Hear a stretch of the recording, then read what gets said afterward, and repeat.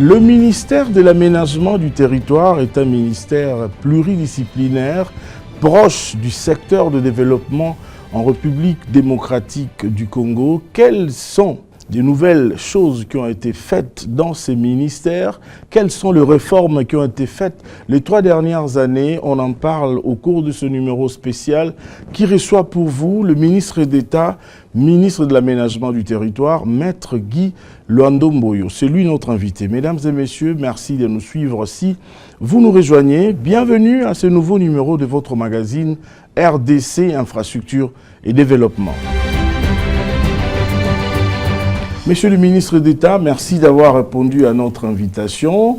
Comment allez-vous? Ça va, très bien, merci. D'entrée de jeu, j'aimerais vous poser la question de savoir quel est le rôle du ministère de l'Aménagement du Territoire dans le gouvernement de la République. Oui, le rôle de l'aménagement du territoire, mieux les attributions, parce que c'est ça les termes appropriés, oui. C'est celle qui lui est reconnue, conformément à l'ordonnance portant attribution des ministères, en son article 1er, point B, point 13, où il est repris ce qui lui est conféré comme fonction, comme pouvoir, les attentes qu'il y a autour de ça. En termes plus clairs, parce que les attributions c'est plus technique, c'est juste pour permettre à ce que nous puissions avoir un territoire national qui est bien aéré dans le cadre de la gouvernance territoriale. C'est l'aménagement qui s'occupe de l'affectation des espaces, la nature de cette affectation, la manière qu'il faut utiliser l'espace physique de notre pays. Là, je parle de 2 345 000. L'ensemble du territoire national. Le 2 345 410 km². Les affectations, les orientations qu'il faut donner à cela. Vous l'avez si bien dit dans votre introduction, la pluridisciplinarité du secteur de l'aménagement qui touche un peu beaucoup de secteurs. L'environnement, l'agriculture, les mines, le développement rural, l'urbanisme et habitat, l'énergie, les transports, l'urbanisme et habitat, les infrastructures, l'intérieur. Vraiment, c'est un secteur qui est transversal, comme le mot le dit. Mais en résumé, l'aménagement a pour rôle la planification qui doit concourir à une meilleure utilisation, à une meilleure affectation de l'espace physique de notre pays. Comment, par l'aménagement du territoire, comptez-vous apporter votre pierre? Vous savez, M. Guy Luando, que la RDC a vraiment besoin du développement, besoin d'infrastructures. Alors, comment comptez-vous mettre aussi, placer votre part pour l'accélération du développement de la RDC? Il est vrai que le Congo, notre pays, est déjà engagé dans beaucoup d'initiatives, que ce soit dans le cadre de l'atteinte des ODD, les objectifs de développement durable, que ce soit dans le cadre de PNSD, le Programme national stratégique de développement, qui est un programme qui va d'ailleurs être revu dans les jours à venir à travers cette initiative du ministère du Plan, pour permettre à ce que le développement puisse être au rendez-vous au sein de notre population. Et donc, l'aménagement du territoire concourt également à ce qu'on appelle le développement durable. La durabilité qui suppose la résilience dans l'utilisation, dans les activités qui sont menées sur l'ensemble du territoire national. Et nous intervenons également dans le cadre de REDD+, le processus de réduction des effets liés à la déforestation et à la dégradation. C'est l'un des piliers très importants, l'un des axes très importants dans le cadre de la politique nationale d'aménagement du territoire. Et donc, la finalité de l'aménagement du territoire, comme j'ai dit, dans la gouvernance territoriale, c'est d'avoir un territoire où il fait beau vivre, où les hommes, les femmes et les activités sont répartis sur l'ensemble du territoire national de manière cohérente pour permettre à ce que le développement, au vrai sens du mot, l'épanouissement humain, que nous ayons un territoire où il fait beau vivre, un territoire aménagé, un territoire aéré, un territoire qui répond aux normes de la durabilité, un territoire fréquentable, un territoire où tout le monde a sa place, et non pas un territoire qui subit une sorte de sauvagerie dans les actions à mener, dans les initiatives privées, dans les projets qui y sont implémentés, mais que tout se fait dans un cadre bien réglementé.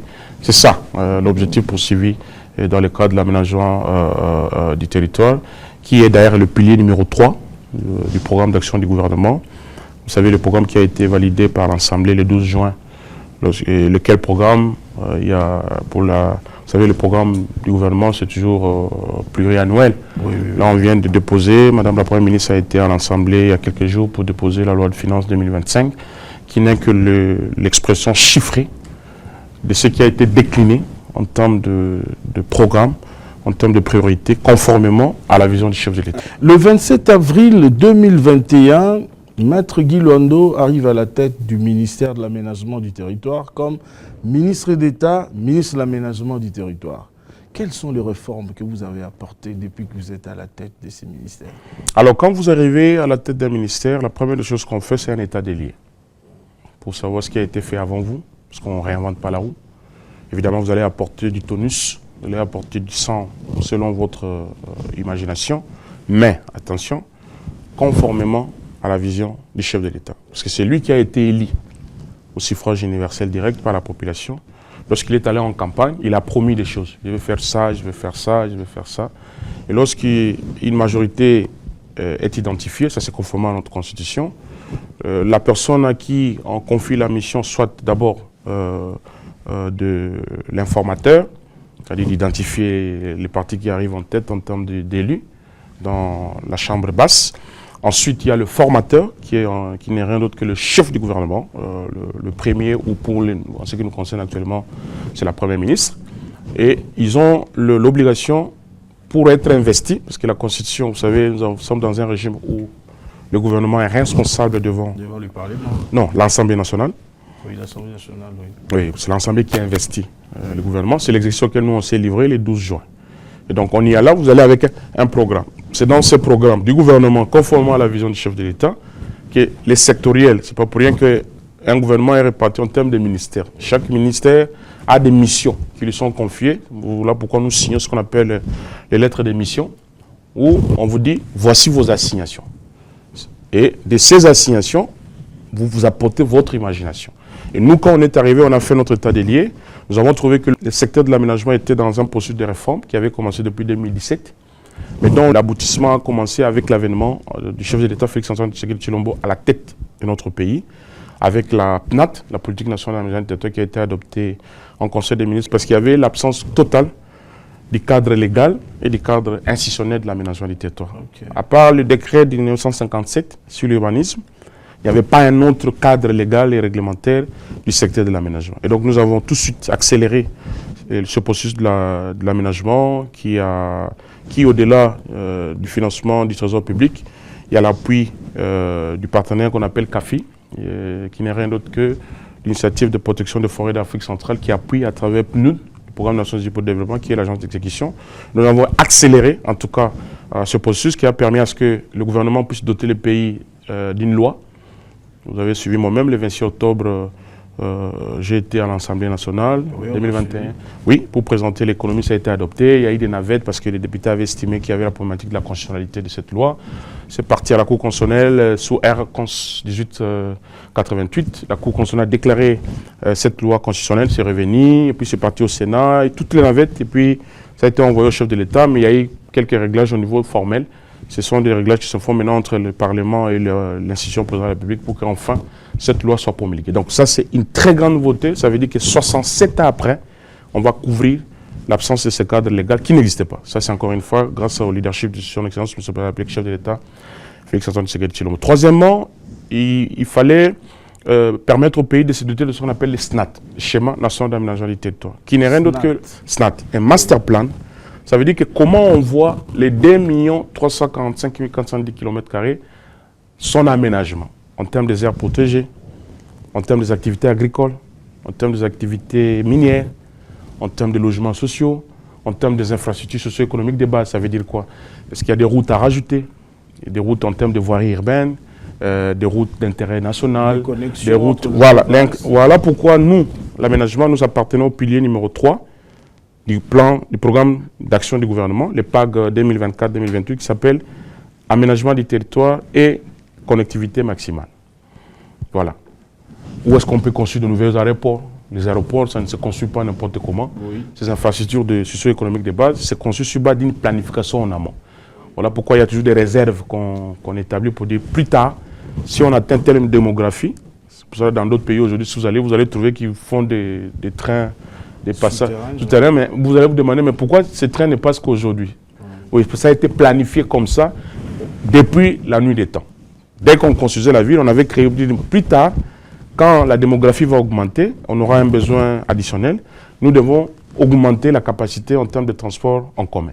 Et donc, ces schémas-là, cette approche pour une occupation ordonnée du territoire national, ça c'est l'aménagement du territoire. Et donc, il fallait doter le pays du SNAT, mais il y avait 2 études capitales qu'il fallait obtenir en amont.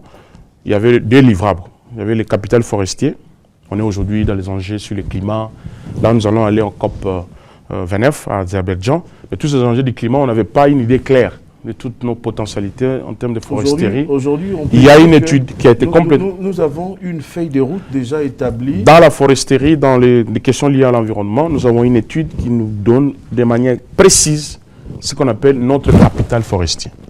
Ça nous permet maintenant d'aller dans les enjeux liés aux finances vertes, dans les enjeux sur les crédits carbone, en connaissance des causes de nos forêts, et nos forêts absorbent quelle quantité de CO2. Parce que la grande question, c'est les tourbières que nous avons chez nous. Vous savez, on nous appelle pays solution.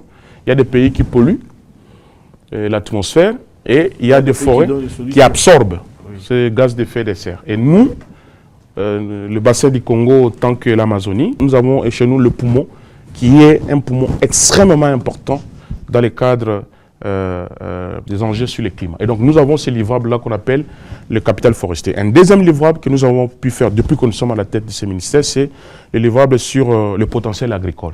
Aujourd'hui, le chef de l'État l'a très bien dit, il y aura la revanche du sol sous le sous-sol. Absolument, ça va passer par l'agriculture. Nous avons la politique nationale d'agriculture, mais il fallait aussi une étude sur le potentiel agricole. Ça veut dire qu'on a fait une étude sur l'ensemble du territoire national. Nous avons une typologie, nous avons un livrable que nous avons pu obtenir depuis que nous sommes là, à travers l'initiative avec les CAFI, évidemment avec le PNUD, mais ça c'est l'aménagement du territoire. Nous avons ce livrable qui va déboucher maintenant pour qu'on élabore les SNAT, les schémas nationaux d'aménagement du territoire. Un 4e livrable que nous avons pu obtenir pour que nous sommes là, c'est les guides méthodologiques. Parce que j'ai parlé du plan national, mais chaque province doit être dotée d'un plan provincial d'aménagement du territoire. Et ainsi que les ETD, les entités territoriales décentralisées. Et aussi doivent disposer de ce qu'on appelle le plan locaux d'aménagement. Mais on n'élabore pas ça n'importe comment. Il faut une orientation. Et cette orientation découle d'un outil de planification qu'on appelle les guides. Ça aussi, nous avons doté notre pays. D'où, par exemple, vous avez la ville province de Kinshasa, dispose de ce qu'on appelle les SOSAC, les schémas d'orientation stratégique de l'agglomération de Kinshasa, qui est un PPA, un plan provincial d'aménagement du territoire. Ces guides existent. Et aujourd'hui, sur les 26 provinces, il y a à peine 4 provinces qui ont des PPA. Et nous sommes entrés dans le cadre d'un programme que nous avons lancé qui s'appelle le PAGES, le programme d'aménagement et de justice sociale. Parce qu'on a trouvé dans le cadre de l'aménagement, on a fait un état des lieux. Il y a certaines provinces qui ont plus d'infrastructures que d'autres. Vous allez trouver par exemple la ville province de Kinshasa. Aujourd'hui, d'après les rapports de notre collègue du ministère des Infrastructures, il y a près de 1000 km de routes asphaltées. Que pour Kinshasa, 1000. Alors qu'il y a des provinces, il n'y a même pas 1 mètre d'asphaltage. Alors pour essayer d'équilibrer les choses. Conformément, vous savez, nous avons ce qu'on appelle la caisse de péréquation qui doit aussi s'opérationnaliser. Mais nous, comme aménageurs national, nous avons une idée claire pour dire telle province, il y a des trains, mais pourquoi il n'y a pas de trains dans tel autre endroit?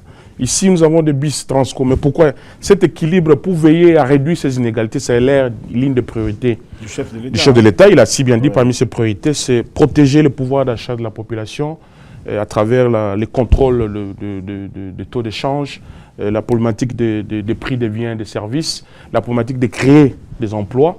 Et nous avons imaginé ce PAGES qui va entrer en évidence. Vous avez également suivi, lors du dernier Conseil des ministres, le chef de l'État, dans sa communication, est revenu sur la problématique de la qualité des infrastructures où travaillent les agents et fonctionnaires de l'État. Il est parti du constat lors de son dernier passage à Kisangani. Il a dit qu'il a été visiter certains bureaux de l'État, mais les conditions dans lesquelles travaillaient les agents et fonctionnaires de l'État n'étaient pas appropriées. Donc il a instruit le VPM de la fonction publique, moi-même, le ministre d'État de l'Aménagement, le ministre d'État des Infrastructures, et le ministre des Finances du Budget pour se pencher sur cette question, pour réduire tant soit peu. Améliorer les conditions. Oui, et il avait déjà commencé. Vous vous rappelez, il y a un travail qui a été fait au niveau des territoires à travers le PEDEL, 145 territoires. Ça, il y avait des composantes. Il y a la composante 1 qui consistait à construire des écoles et des centres de santé. Et ça, c'est au niveau des territoires. Et ça, c'est au niveau du territoire. Oui. Voilà. Et nous attendons la composante numéro 2 qui va commencer, qui va toucher les routes de recettes agricoles, qui va toucher tout ce qui est énergie renouvelable en termes de l'énergie photovoltaïque, créer des centres d'intérêt, booster l'agriculture. Mais ça, c'est au niveau du territoire. Mais le chef lui-même a constaté, en pleine ville de Kisangani, qui est une ville, qui est une ETD, vous savez, les villes comme les communes sont des ETD, donc il a dit non, il faut réduire ces inégalités. Et donc nous avons pensé dans le cas de PHS pour pouvoir combler ces inégalités ensemble avec nos autres partenaires. Nous avons également dans nos attributions ce qu'on appelle l'évaluation des ressources naturelles du sol et du sous-sol du Congo.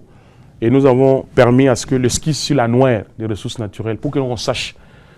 Vous avez suivi, lorsque on a ramené la dent de notre héros national, Patrice Emery Lumumba, il y avait la question de rapatrier aussi nos richesses culturelles avec la Belgique. Et il y a beaucoup de choses qui étaient consignées là-bas, que ce soit dans la bibliothèque de Tervuren.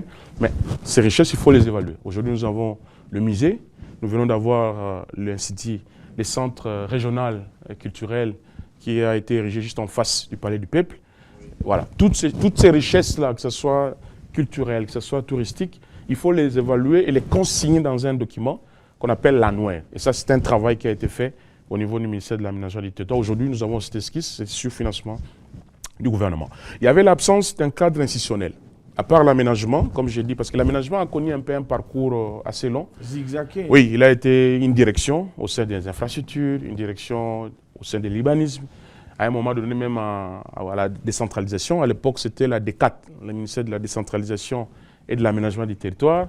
Et toutes ces navettes n'ont pas permis à l'aménagement de jouer son rôle. Jusqu'à ce que c'est la Constitution de 2006, en son article 203, qui a vraiment affirmé le ministère de l'aménagement comme un département.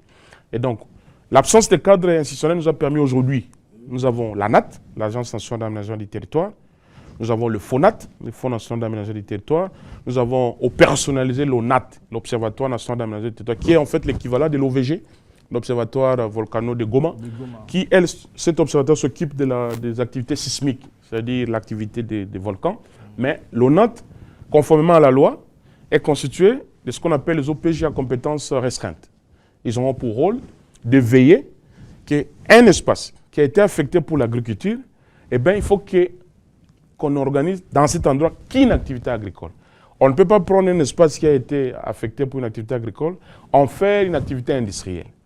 Le respect des affectations des espaces, le respect de la planification, le respect des outils de planification, dont le PPA, le plan provincial d'aménagement, ou le SNAT, ça sera assuré par cet organisme qui est constitué des experts dans tout ce qui est études de vulnérabilité des sols. Vous savez, tout ce qui est comme catastrophes naturelles, des érosions.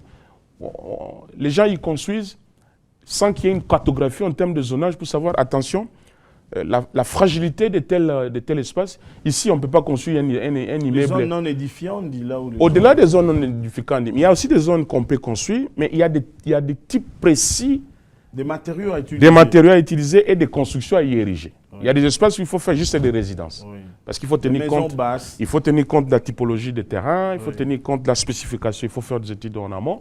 Les maisons basses. Mais tu vas voir qu'il y a une maison qui a été affectée juste pour une maison basse à cause de la fragilité du sol. Quelqu'un qui va aller faire un immeuble à 20 niveaux. Et ça va. Bon, c'est normal. Lui, il est allé aux affaires foncières, il a fait sortir un contrat de location, il a mis une mise en valeur appropriée, il a sollicité un certificat d'enregistrement, il a payé ses droits dus à l'État, il a pris sa quittance ou sa note de perception, il s'est acquitté. Il part au ministère de l'urbanisme, il sollicite un permis de construire, il constitue son dossier, il va aller déposer au GUS, guichet unique qui traite ces questions de permis de construire. Tout ça, que ce soit les affaires foncières, que ce soit l'urbanisme, ils n'ont pas la connaissance en termes d'affectation ou l'utilité de ce qui a été prévu pour cet espace-là. D'où l'aménagement qui doit intervenir en amont pour réguler. Nous sommes vraiment des arbitres pour dire non. Avis de conformité. Maître Guy Luando. Mais vous avez compris un peu tout ce qu'on a pu réaliser. Il y en a tellement de choses. Il y en a tellement, je comprends. Depuis que nous sommes à la tête de ces ministères. Je comprends la volonté, c'est bien. Je salue tout ce que vous faites. Mais ma question est celle de savoir, Maître Guy Luando, quand est-ce que, c'est-à-dire en termes de durée, en termes de période, Quand est-ce que le Congolais lambda va commencer à sentir tout ce que vous présentez comme réforme? Parce que là, je vois, c'est encore au niveau du papier. Non, non, non. C'est pas encore, c'est déjà en train de se matérialiser. Ah bien, absolument. C'est parce que vous ne m'avez pas suivi. Je vous donne un cas pratique. Aujourd'hui, nous avons été visiter la rocade, le projet de rocade de Kinshasa. Sud-Est et l'autre qui va aller vers Sud-Est. Aujourd'hui, les aménagements qui vont se faire autour de cette rocade-là. La rocade, il faut le dire, ça a été fait conformément au SOSAC. Parce qu'il y avait un plan d'extension de la ville-province de Kinshasa pour éviter les congestionnements. Et donc, vous m'avez certainement suivi. J'ai été avec mon collègue. Oui, j'ai suivi. Vous étiez avec sur terrain, vos collègues des ministères sectoriels concernés par la question, pour que nous puissions faire de cet espace de la rocade ce qu'on appelle des espaces d'occupation réglementés. Ça veut dire que nous allons produire une cartographie, une planification pour dire où est-ce qu'on veut avoir des stations d'essence, où est-ce qu'on peut avoir des aires de repos, où est-ce qu'on peut avoir des hôtels, des zones, des écoles, des zones industrielles, où est-ce qu'on peut faire l'agriculture. Ça, sur des plans pratiques. Dans les jours à venir, vous allez constater c'est quoi l'aménagement uniquement d'abord. On va expérimenter ça. Sur la rocade. Sur la rocade. Parce que les autres espaces, il y a un travail à faire. Au-delà de la loi que je vous ai dit. Vous avez trouvé déjà du désordre. Oui, donc mais non, non, c'est pas tellement compliqué. On aura une approche. Oui. Nous avons été, par exemple, dans un pays, un pays ami, qui est l'Angola, où ils ont été bités au même problème comme nous. Il y avait des bidonvilles, comme, vous savez, on en a tellement ici comme ça. Mais il y a une approche en termes de politique publique, où on exproprie. Il faut d'abord construire de nouveaux logements, où on va relocaliser. Évacuer les gens, voilà. Et puis, pour détruire. Voilà, on va détruire pour faire de vrais bâtiments, des logements sociaux, mais dans le sens de l'aménagement. Donc, pour ne pas attaquer, s'il vous plaît, s'il vous plaît, laissez-moi finir, c'est important. Pour ne pas d'abord, vous allez poser votre question, parce qu'apparemment, il n'y a que vous qui avez le monopole des questions. Et nous, on est là juste pour répondre. Donc, je vais me livrer à cet exercice.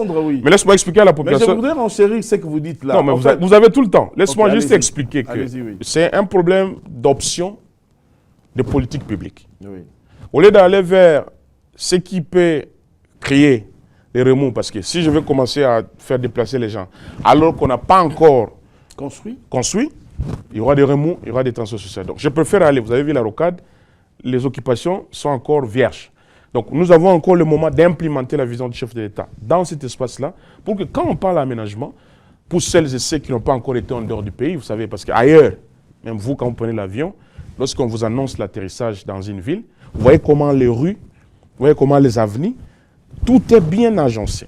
En termes de hauteur des bâtiments, tu ne vas pas avoir des bâtiments comme ici maintenant à la Gombe, où il n'y a plus de vie. Vous savez, il n'y a plus d'intimité. Si vous avez une maison basse, à côté de vous, il y a un immeuble. Voilà, ça c'est une occupation désordonnée. Mais l'aménagement aujourd'hui, comment je peux aller faire suspendre des travaux d'un chantier, il va me produire son permis de construire. Mais moi je veux lui dire, vous n'avez pas l'avis de conformité. Est-ce que vous avez respecté le SOSAC? D'où l'absence de la loi sur l'aménagement nous met en paix en recul, mais je sais que très bientôt le chef de l'État va promulguer cette loi et qui va se mettre en application immédiatement. Et là, les Congolais, quand on va maintenant produire notre veto de l'avis de conformité, il n'y aura plus rien qui va se faire sans que l'aménagement puisse valider que tel ouvrage, tel projet, telle activité correspond au plan de la ville ou de l'ETD ou du pays, conformément aux outils de planification spatiale. J'étais en train de dire, monsieur le ministre d'État, sur l'aspect des logements sociaux. Nous avons vu la construction des logements sociaux à Kinshasa. Aujourd'hui, je vais citer Kinoasis, par exemple, à Bandal. Il y a d'autres sites, même au niveau des Maluku, mais ce n'est pas à la hauteur du revenu des Congolais. Les Congolais lambda n'ont pas le moyen de s'octroyer ces appartements qui coûtent très cher, on doit se le dire. Et vous le savez, vous êtes un Quinois aussi, bien informé, je vous connais, vous êtes bien informé par rapport à ça. Est-ce que vous avez pensé, monsieur le ministre, aux fonctionnaires de l'État qui n'ont pas un grand budget pour s'acheter une maison à 100 000, 200 000 $, par exemple? Alors, votre question correspond à la priorité du chef de l'État, où il a dit la protection du pouvoir d'achat. Le chef a été clair. Quand il a promis les choses au Stade des Martyrs le 20 janvier, il y a une de ses priorités qui dit protection du pouvoir d'achat de la population. Donc votre question correspond à ça. Lorsque le chef dit le rôle du gouvernement, c'est de mettre en place des programmes pour matérialiser cette vision, cette volonté exprimée du chef de l'État. Pourquoi il l'a dit? C'est lorsqu'il a fait la tournée du pays, lorsqu'il a été en contact avec la population, partout on l'a accueilli, il y a des choses, vous savez, Il a vécu, hein? Il a vécu, il a passé les micros aux populations, parce que vous savez, ici, comme chef de l'État, il y a des protocoles à observer, mais à la campagne, il a été aux côtés de la population. Il recevait des délégations. Voilà, et puis il ressort de la campagne, après qu'il ait obtenu 13 millions de voix, il faut les rappeler, plus de 70% des suffrages qui a été exprimé lors de ce scrutin, et puis il dit protection du pouvoir d'achat de la population. Très important. Très important. Maintenant, c'est le gouvernement. Maintenant, pour répondre à votre question, qu'est-ce qu'il faut faire pour avoir, dans les jargons actuellement, on parle de logements à prix abordable, voilà. Pas de logements sociaux. Ça, c'est un peu un terme qui est... C'est la nuance qui différencie l'ancien et le nouveau. Oui, le prix abordable, qui tient compte du pouvoir d'achat de la population, qui tient compte du système financier. Et vous avez suivi qu'il y a tout un programme et un projet qui a déjà commencé après l'aéroport de ces logements, qui a une réponse à la promesse du chef de l'État lorsqu'il y a eu des cas d'éboulement et de morts sur la route de Matadi. Oui. Le chef de l'État avait promis la construction de 1500 logements à prix abordable. On était avec vous, avec le chef de l'État. Absolument. Et ça, c'était un samedi. Il a déjà répondu à cette préoccupation après l'aéroport. Donc, pour celles et ceux qui ne savent pas, le projet est en cours. Maintenant, pour répondre à votre question, ça, c'est maintenant le rôle du gouvernement. Les quelques projets que vous avez cités, ça, c'est des projets privés. Que ce soit Oasis, ça, ce sont des individus qui ont acquis un lopin de terre. Qui dit individu, dit le lucre, pour lui se faire des dividendes, faire le but. Mais ce n'est pas nous, parce que l'État vise l'intérêt général. Alors, mon collègue, le ministre de l'Urbanisme, que je vous demande de recevoir sur votre plateau, il va vous expliquer, parce que c'est de son secteur qu'il s'agit, il pourra vous donner des détails des politiques publiques que lui, il a déjà prévues, conçues, avec des partenaires financiers, avec certains partenaires dans le cadre de PPP. Vous savez, notre pays, nous avons toute une loi sur le partenariat public-privé. Là, je vous convie de rencontrer mon collègue de l'urbanisme. Monsieur Crispin Mbadou. Oui, et il a toujours été disponible. Oui, on viendra. Il pourra vous expliquer de manière plus détaillée comment le gouvernement compte préserver le pouvoir d'achat de la population, qui est une priorité du chef de l'État, mais dans le secteur de l'urbanisme et de l'habitat. Mais je vous préviens qu'il y a de très bonnes nouvelles. Quand vous allez les rencontrer, on vous donnera plus de détails. Maître Guy Luando, vous avez présenté beaucoup de réformes, beaucoup de choses que vous avez faites. Alors, j'aimerais savoir quelles sont les difficultés que vous avez rencontrées pour en arriver là où nous sommes aujourd'hui. Il faut dire que les réformes structurelles, ça prend du temps. Le chef de l'État a hérité d'un pays où dans beaucoup de secteurs de la vie nationale, il n'y a pas d'études. Donc, vous voulez commencer un projet, vous êtes bloqué. Il n'y a pas d'études. Ben oui. Il n'y a pas d'études. Les études, ça prend une année, ça prend 2 ans, et c'est lourd. D'où les réformes structurelles, ça prend plus de temps. Ça, c'est une des difficultés majeures. Même s'il y a des études dans certains secteurs, mais ils ne sont pas actualisées. Parce qu'il y a des études qui datent de 1980, de 1990. Oh, la situation change. Complètement, en termes démographiques, en termes de structurels.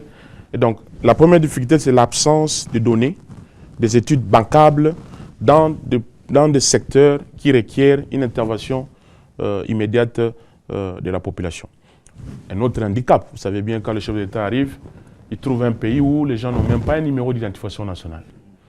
On dit qu'on est à 100 millions, peut-être on est déjà à 120, 130 millions. Mais tout de suite, le chef de l'État a instruit son gouvernement à travers le ministère de l'Intérieur pour faire ce qu'on appelle l'unification des données de la population.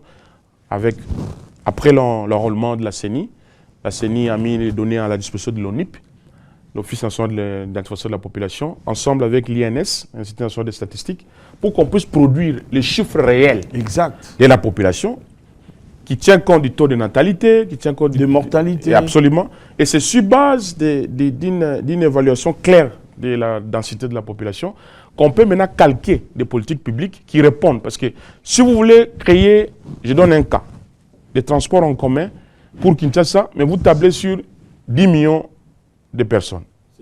Alors que nous sommes à 20 millions.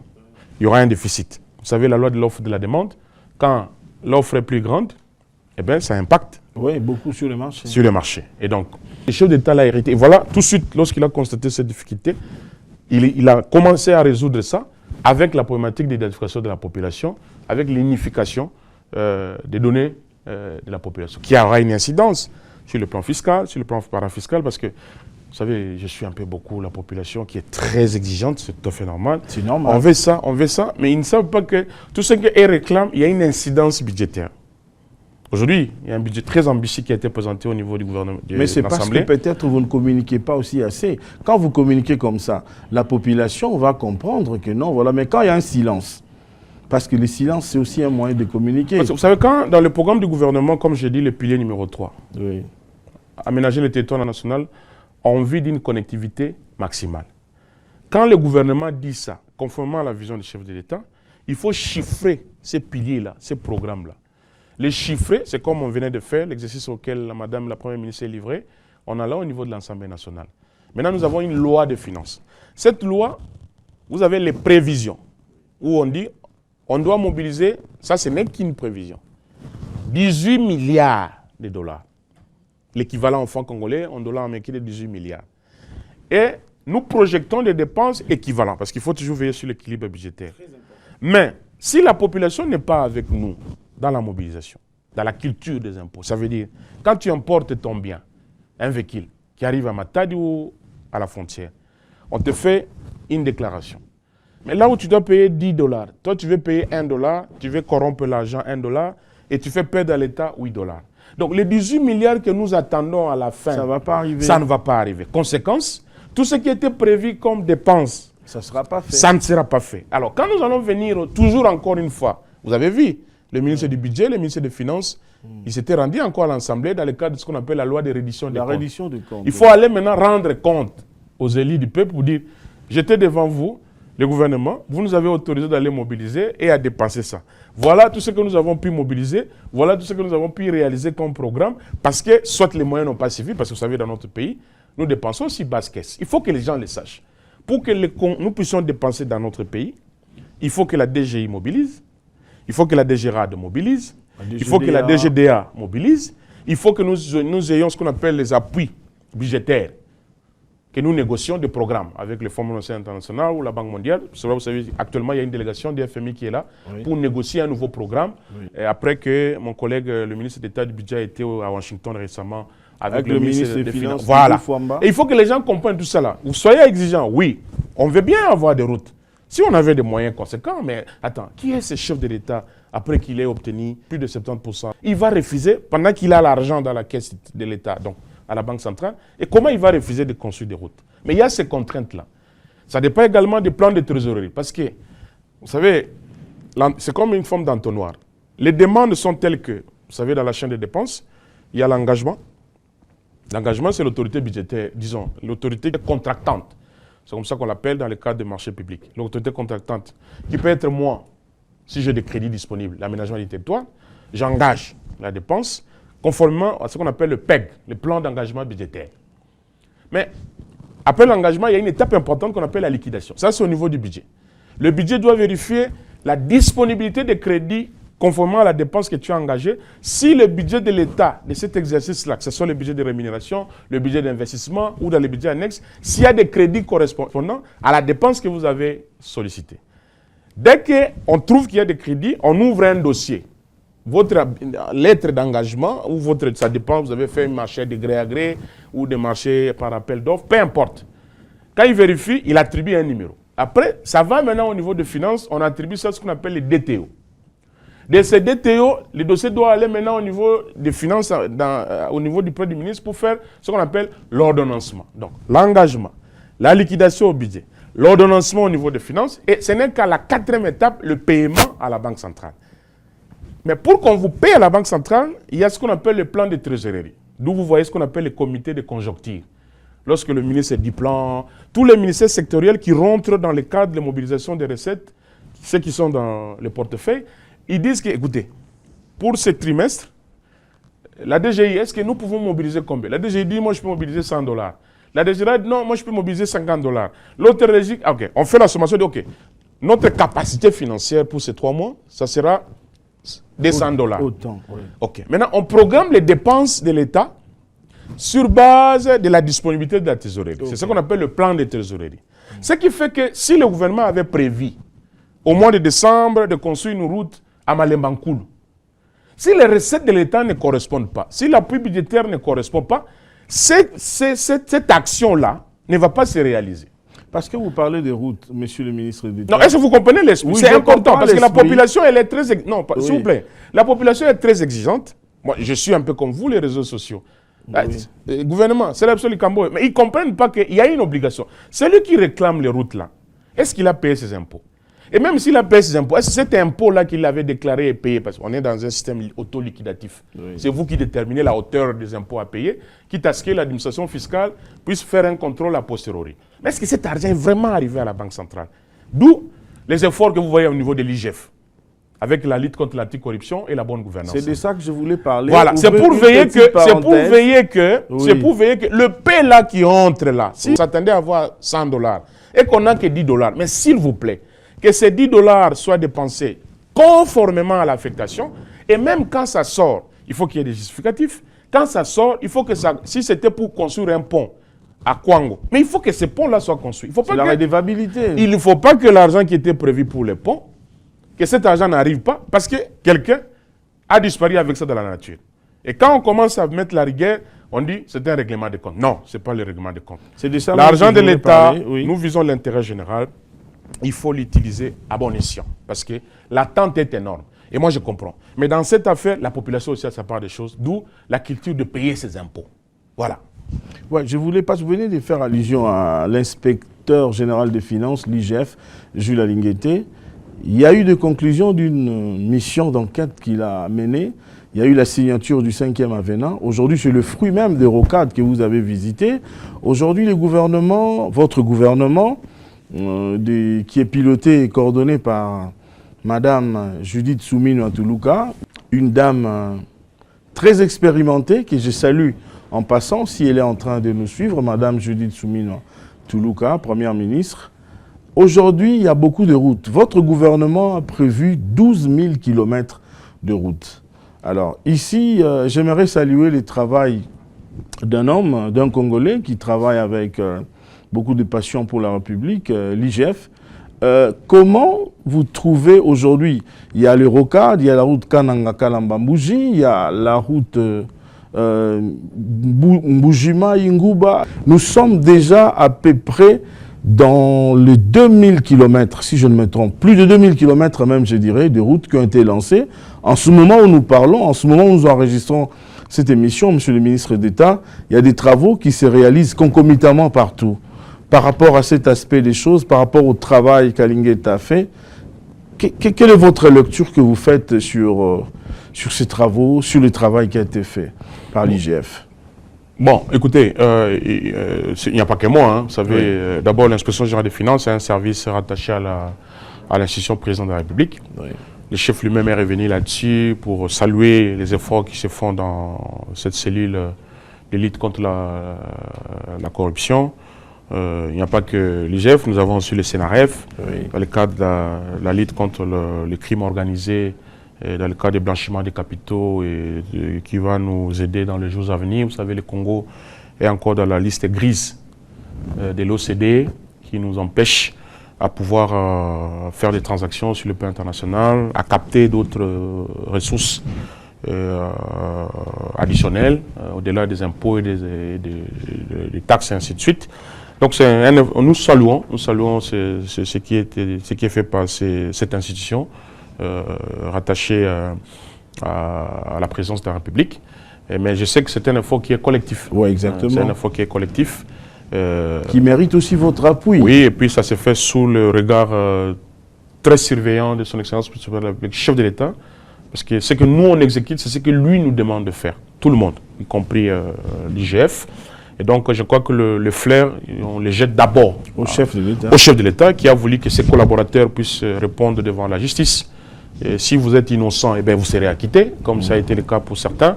Et donc, cet effort, moi je crois que le flair, il faut le jeter d'abord à son Excellence, Monsieur le Président de la République, chef de l'État, qui a donné le ton de la lutte contre la corruption, qui a donné le ton de la question de la bonne gouvernance. Et aujourd'hui, ça se matérialise par des suppléments en termes de crédit disponible, qui fait à ce que 7 milliards de ça dollars. Permet au pays, certains projets qu'on ne pouvait pas financer dans le cadre du budget de l'État, ben, ces suppléments, ça permet de couvrir pas mal de projets dans le pays, et spécialement dans ce qui concerne les infrastructures. Monsieur le ministre d'État, comment se passe la collaboration entre votre ministère et tous les autres ministères sectoriels avec qui vous travaillez? J'ai vu dernièrement, vous avez inspecté les rocades, vous étiez ensemble avec l'infrastructure, urbanisme et habitat. La collaboration entre vous, ça se passe comment? Alors, il faut retenir que le gouvernement fonctionne sur base de principes. Il y a d'abord l'unicité de l'action gouvernementale, la solidarité gouvernementale, ce qui fait que ce que l'un fait dans son secteur, ça va bénéficier à l'équipe. Nous sommes une équipe, c'est un peu l'équipe de football. Oui. Quand un joueur marque, eh bien la joie c'est pour toute l'équipe. Quand on va remettre les trophées, on ne va pas dire non, on isole uniquement les gens qui ont marqué, non. C'est toute l'équipe qui va porter les médailles. Si vous avez gagné, vous avez les médailles en or. Si vous avez la deuxième place, eh bien les médailles en argent. La coupe, tout le monde touche ça. Vous constatez même quand... Il prend une photo avec... Même si c'est le capitaine qui soulève, en premier, après tout le monde va aller chercher... prendre sa photo. C'était un travail collectif. Voilà. Chacun qui a fait une passe, chacun qui a contribué. C'est ça d'abord l'esprit du gouvernement. Mais au-delà de ça, l'ordonnance portant attribution des ministères nous attribue en dehors des attributions communes, il y a des attributions spécifiques. Parce que vous savez, en droit administratif, la compétence est d'attribution en vertu du principe de la spécialité. Et donc, dans l'ordonnance, vous allez trouver des attributions. On dit, aménagement du territoire s'occupe de 1, 2, 3, 4. Et nous occupons des affectations, des occupations. C'est nous qui distribuons et nous définissons le rôle de chacun, de l'utilisation des espaces physiques de notre pays. Aujourd'hui, si mon collègue, le ministre des Infrastructures, dans son programme, par rapport à son secteur, s'il veut faire la route, il va s'en tenir au plan d'aménagement du territoire. Et quand lui construit, moi je viens pour aménager, parce que ce n'est pas son rôle de créer des espaces pour viabiliser cette route-là. Parce que la route, on ne la construit pas, on la laisse. Oui. Il faut la faire vivre. On la fait vivre à travers des activités qu'on crée tout au long de cette route-là. Et ça, c'est moi qui détermine qu'ici, on suppose qu'à 100 km, un véhicule peut avoir besoin de se réapprovisionner en carburant. Oui. Alors, il faut créer une station d'essence. Oui. Cette station aura tel design. Bon, peut-être qu'il peut, s'il a fait 700 km, c'est quand même le corps humain, il peut avoir la fatigue, il peut avoir l'envie de dormir. Oui. Alors, jusque-là, il faut créer une auberge. Voilà. Il faut créer des hôtels. Il peut avoir faim, il a envie de manger, il faut créer des restaurants. Ouais. Toutes ces activités, tout au long de la route, pour la viabiliser, c'est un peu comme aux États-Unis, on appelle Neverland, où les gens prennent les highways, ils partent des jours, mais ils dorment, je ne sais pas s'ils partent, peut-être ils quittent un état et un autre, ils dorment en cours de route. Ils ne quittent pas la route. En fait, sur la même route, oui, ils prennent le bretelle, juste parce qu'ils savent que le GPS, les coordonnées l'indiquent qu'il y a un hôtel à gauche. Voilà. Cette façon de penser-là, cette planification, ça c'est l'aménagement. Vous voyez comment l'aménagement vient se greffer avec les infrastructures. C'est la même chose, par exemple, avec le ministère des Transports. Aujourd'hui, nous avons un projet de la modernisation de l'aéroport de Ndjili, par exemple.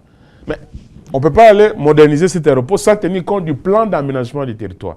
Si jamais mon collègue, le VPM, les transports, voudrait demain, en dehors de l'aéroport de Ndjili et de Ndolo que nous avons, construire un autre aéroport, ça peut arriver. Si Kinshasa, avec tous ces efforts qui se font dans le cadre de la bonne gouvernance, dans le cadre du climat des affaires, où les gens maintenant commencent déjà à arriver pour créer des emplois, mais peut-être que le trafic aérien dans Ndjili, ça va être petit. Petit, il faut l'augmenter. Il faut l'augmenter. Maintenant, pour penser à construire d'autres aéroports, le ministère du Transport doit veiller au plan d'aménagement du territoire. Soit au SNAT, comme j'ai dit, les plans nationaux d'aménagement du territoire, ou les plans provinciaux d'aménagement, comme le cas de Sosac. Voilà comment l'aménagement vient se greffer au niveau du ministère des Transports. J'ai une question pour vous. Vous avez compris un peu la transversalité. J'ai très bien compris. Et comment l'aménagement, qui est un secteur transversal, à chaque fois, quand il s'agit d'utiliser l'espace physique, vous allez les trouver. Vous savez, dans l'agriculture aussi, l'aménagement est là-bas. Oui. Je viens de finaliser, je vous ai parlé du livrable. Oui, vous avez parlé de ça au début. Sur le capital forestier et le potentiel agricole. Oui. Comment vous allez comprendre que l'aménagement, qu'est-ce qu'il vient faire dans l'agriculture? L'aménagement, c'est aussi dans l'environnement. Pluridisciplinaire. Là, on va aller dans la COP29 à Azerbaïdjan. Je serai avec ma collègue, la ministre d'État, ministre de l'Environnement. Voilà encore l'aménagement qui est un peu dans tous les autres secteurs. Parce que tout ce qui touche l'utilisation de l'espace physique du pays, les affectations et les utilisations, l'organisation des hommes et des activités, ça relève de la compétence de l'aménagement du territoire. Il y a un ami, monsieur le ministre d'État, depuis le Congo central, il m'a envoyé une question. Quand j'ai parlé avec, il m'a dit non, j'ai dit je vais faire une émission aujourd'hui avec le ministre d'État Guy Londo. Voici sa question, il s'appelle Michel Kayembe. Existe-t-il un programme directeur, projet de programme pour l'aménagement du territoire en RDC? Si oui, que contient-il? Sinon, pourquoi ne pas réunir les experts et élaborer cela? Non, il faut les rassurer qu'il fallait d'abord faire des études. Oui. Pour avoir ce qu'ils demandent, c'est ce qu'on appelle les SNAT. Dans les jargons, c'est les schémas national d'aménagement. Ce que lui il appelle plan directeur. C'est les SNAT. Mais pour l'élaborer, il fallait qu'on ait les deux études. L'étude capital forestier et potentiel agricole. Ça nous a pris 2 ans. Maintenant qu'on en a ça, dis-lui que dans les jours à venir, on est en train de finaliser pour qu'on ait maintenant ce master plan qui va couvrir tout le pays. Et pour ce qu'il est au Congo central, il faut lui informer que dans le cadre de l'aménagement du territoire, nous avons un cas aussi concret, en dehors des rocades. Il y a un autre projet concret avec l'AFD, l'Agence française de développement, pour la construction de la toute première ville durable en RDC qui va se passer à Boma. C'est un financement de 50 millions de dollars en réseau de 40 millions en déjà disponible? Déjà disponible et validé. Je ne suis pas en train de vous parler de promesses.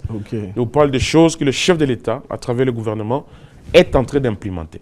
Voilà. Donc on va voir, qui dit ville durable, c'est la ville qui utilise les énergies renouvelables. Il y a des activités qui tiennent compte des générations futures. Hein? On ne peut pas avoir Boma. Ceux qui vivent à Boma aujourd'hui doivent penser à ce qui vont venir après nous. Voilà. Et donc, il y a des activités qui sont prévues pour les mamans, pour les jeunes, booster l'entrepreneuriat. Il y a des activités en termes culturels, créer des centres. Vous savez, Boma, c'est notre ancienne capitale. Et donc, on va, sur le plan historique, sur le plan culturel, Boma va être boosté comme la toute première ville durable. Vous avez vu, par exemple, Paris aujourd'hui, dans le périph', on vous dit qu'il ne faut pas rouler à plus de 50 km à l'heure. On migre maintenant vers des véhicules électriques. Les hybrides. Les hybrides. Pour ne pas utiliser des carburants. Quand la consommation de carburant, ça pollue l'environnement. Et donc, on va avoir dans les jours à venir, grâce au chef de l'État, la toute première ville durable. Tout est finalisé. Là, on est en train de mettre en place l'ICP, l'unité de coordination du projet. On a lancé un avis de recrutement pour trouver les coordonnateurs du projet. Mais le financement, tout a été validé avec l'AFD. La notification vient de tomber en tout cas. C'est parmi des choses que je vais présenter dans les jours à venir en Conseil des ministres pour annoncer enfin cette très très bonne nouvelle pour le pays. La toute première ville durable de la RDC qui va être à Boma, ça va tomber là dans les jours à venir. Merci beaucoup, M. Guy Luando Mboyo, ministre d'État, ministre de l'Aménagement du territoire. En 2 minutes, si quelqu'un nous prenait en cours maintenant, qu'est-ce qui peut retenir de votre passage ici? Le chef de l'État, Félix-Antoine Tshisekedi Tshilombo, celui à qui les Congolais ont renouvelé, en tout cas, leur confiance, avec près de 13 millions de voix exprimées en sa faveur. Lorsqu'il a prêté son serment, le 20 janvier, il a dit des choses à la population au regard de ce qu'il avait entendu. Ces choses, il les a déclinées en 6 grandes priorités. Et son gouvernement qu'il a mis en place, qui dirige la première femme, Madame la Première ministre, chef du gouvernement, Maman Judith Suminwa Tuluka, a reproduit ses priorités en termes d'un programme.